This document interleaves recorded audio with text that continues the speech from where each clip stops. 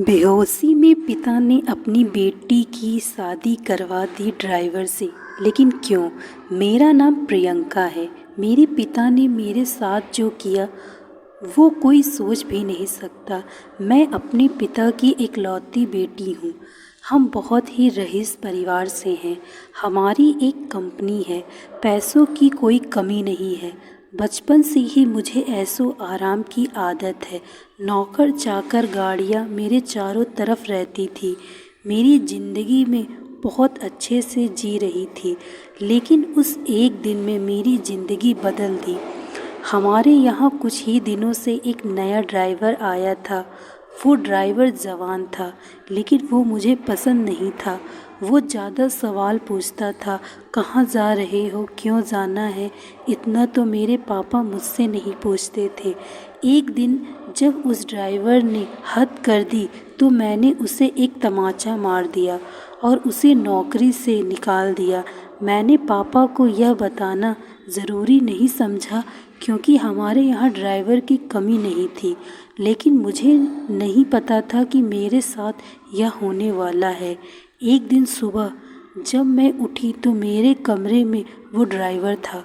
वो ड्राइवर मेरे कमरे में इतनी सिक्योरिटी के बीच कैसे आ गया, मुझे पता नहीं था। शायद मैंने उसे मारा था। इस बात का बदला उसे लेना था। मैंने कहा कि तुम यहाँ क्या कर रहे हो? वो बोला कि मैं तुम्हारा पति हूँ। कल रात को तुम्हारे पिता ने मेरी शादी तुमसे करवा दी। मैंने कहा कि तुम पागल हो, मेरे पिता तुमसे शादी करवाएंगे। और शादी हो गई, मुझे पता भी नहीं चला। फिर उसने कहा कि मुझे पता था कि तुम यह बात नहीं मानोगी, इसलिए मैं तुम्हें तस्वीरें दिखाता हूँ। उसने अपने मोबाइल में हमारी शादी की तस्वीरें दिखाई। वो सच बोल रहा था। मैं उसके साथ मंडप पर बैठी थी। मुझे होश नहीं था और मेरे पिता भी मेरा कन्यादान करते उस तस्वीर में थे। मुझे उस तस्वीर को देखकर भरोसा नहीं हुआ कि मेरे पिता को मुझे इतना प्यार करते थे। वो मेरी शादी बेहोशी में मेरी मर्जी के बिना एक ड्राइवर से करवा सकते हैं। मैं उसी समय अपने पिता के पास गई। पापा को कहा कि पापा, यह सब क्या है? यह कोई नाटक है? यह ड्राइवर के साथ आपने मेरी शादी करवा दी, वो भी मुझे बेहोश करके। आप ऐसा कैसे कर सकते हैं? पापा ने कहा कि वो मजबूर है। मैंने कहा, मजबूर? हम मजबूर हैं। इतने बड़े होने के बाद भी इसकी क्या औकात? हम इसके आगे कैसे मजबूर हो सकते हैं? वो बोला कि ज़बान संभाल कर बात करो, अब मैं तुम्हारा पति हूँ। मैंने बोला, अब मैं इस शादी को नहीं मानती। यह कैसी शादी? यह मेरी मर्ज़ी के खिलाफ़ है। वो बोला कि मर्ज़ी तुम्हारे बाप की थी, जो इस तस्वीर में साफ दिखाई दे रहा है। वो बोला, चलो अब मेरे साथ। मैंने कहा, चलो कहाँ? यह मेरा घर है। वो बोला, नहीं, तुम मेरी पत्नी हो और मैं अब तुम मेरे साथ रहोगी। अगर नहीं मानी तो यह तस्वीर मीडिया में जाएगी। मेरे पिता चुपचाप खड़े होकर यह तमाशा देख रहे थे।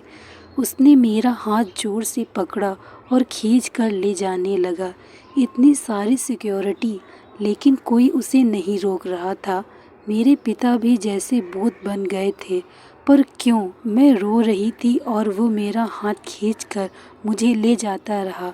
मुझे नहीं पता था कि उनकी क्या मजबूरी थी, पर इन सब के बीच मेरी ज़िंदगी के साथ बहुत बड़ा मजाक हो रहा था।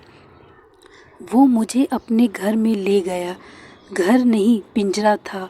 एक छोटा सा कमरा, बाथरूम के लिए भी कमरे के बाहर जाना पड़ता था। उसने मुझे कहा कि यही अब मेरा घर है, यहीं पर रहना है और खाना है। पास में भी बहुत सारे कमरे थे, उनमें भी लोग रहते थे। मैं ऐसी जगह आ जाऊंगी मुझे पता नहीं था। उसने कमरे में खाने का सामान रखा और कहा कि भूख लगी है, खाना बनाओ। एक थप्पड़ का बदला वो इस तरह लेगा मुझे पता नहीं। मैंने कहा, मुझे खाना नहीं आता। वो बोला, ठीक है, मैं कहीं खा लूँगा, तुम फिर भूखी रहो। वो इतना कहकर चला गया। मैंने सोचा था कि मैं भाग जाऊं, लेकिन फिर सोचा कहाँ जाऊंगी, मेरे घर जा नहीं सकती। मैं वहीं रोती रही। भूखी शाम हो गई थी, मुझे भूख लग रही थी। ऐसी भूख मैंने अपनी ज़िंदगी में कभी महसूस नहीं की थी। मेरे कमरे की चौखट पर बैठ गई, रो रही थी। पास के कमरे से एक औरत ने मुझे रोते हुए देखा और कहा, क्या हुआ?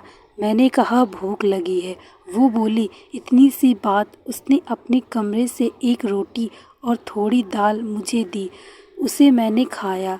मैंने हर तरह के पकवान खाए, लेकिन वो रोटी और दाल खाकर मुझे जो अनुभव हुआ, लगा जैसे मैंने भगवान को पा लिया हो। रात हो गई थी। मैं वो वापस आया। आते ही उसने कमरे का दरवाज़ा लगा लिया। मुझे डर था कि वो कहीं मेरे साथ ज़बरदस्ती ना करे, लेकिन वो चुपचाप एक कोने में सो गया। इतने बड़े महल से एक कमरे में, वो भी अजनबी के साथ।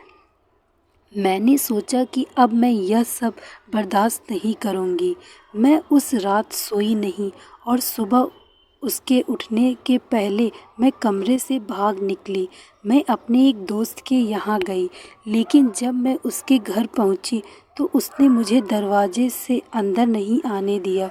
बोला कि तुम्हारे पापा का फ़ोन आया था कि अगर किसी ने तुम्हारी मदद की तो अंजाम अच्छा नहीं होगा। उसने मेरे मुंह पर दरवाज़ा बंद कर लिया। मैंने सोचा था कि वापस उस कमरे में नहीं जाऊंगी, लेकिन कुछ ही घंटों में मैं समझ गई कि मेरे लिए अभी उससे ज़्यादा सुरक्षित कोई जगह नहीं है। इसलिए मैं वापस वहीं लौट आई। मुझे वापस देखकर वो बोला, क्यों आ गई? तुम्हें मुझसे कोई बचा नहीं सकता। मैंने अपने आप को इतना मजबूर पहले कभी महसूस नहीं किया। मैं इसी तरह से वहाँ अपना जीवन काट रही थी। मुझे वहाँ रहते अब 10 दिन हो गए थे। खाना मैं बनाना नहीं जानती थी। जैसा भी बनता मैं खाती थी। फिर एक दिन में चक्कर खाकर गिर गई और जब मुझे होश आया तो मैंने अपने पिता के घर थी। सामने मेरे पापा थे। उन्हें देखकर ही मुझे गुस्सा आ गया। मैंने कहा, आप मुझे यहाँ क्यों ले आए? मुझे वहीं मरने क्यों नहीं दिया?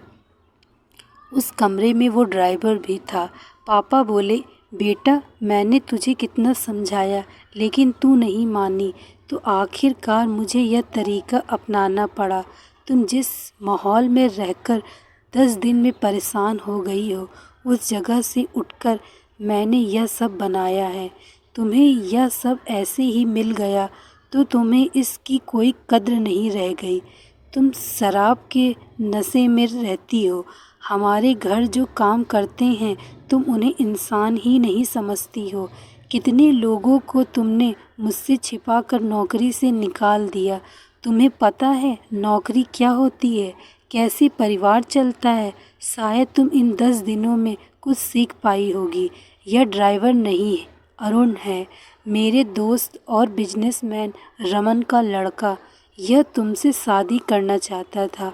मैंने ही इसे कहा था कि तुम पहले उसे जान लो। तुम्हें उसने फॉलो किया तो वो समझ गया कि तुम गलत रास्ते पर हो। इसलिए हम दोनों ने मिलकर यह नाटक किया ताकि तुम्हारी आंखें खुल सके। जिस रात तुम्हारी शादी करवाई थी उस रात भी तुम नशे में घर आई थी। पैसे और ज़िंदगी की कद्र करो। सबके नसीब में यह नहीं होता। यह सब मेरे लिए था, मुझे सिखाने के लिए, और सच में खुल गई। मैं एक नई इंसान ही बन गई। अरुण ने भी मेरा फ़ायदा उठाने की कोशिश नहीं की। मुझे पता चल गया था कि वो मुझसे कितना प्यार करता है। पिता की यह सीख मुझे एक नया इंसान बना गई। दोस्तों, मैं आशा करती हूँ आपको यह कहानी अच्छी लगी होगी। यदि कहानी अच्छी लगी हो तो वीडियो को लाइक तथा चैनल को सब्सक्राइब अवश्य करें।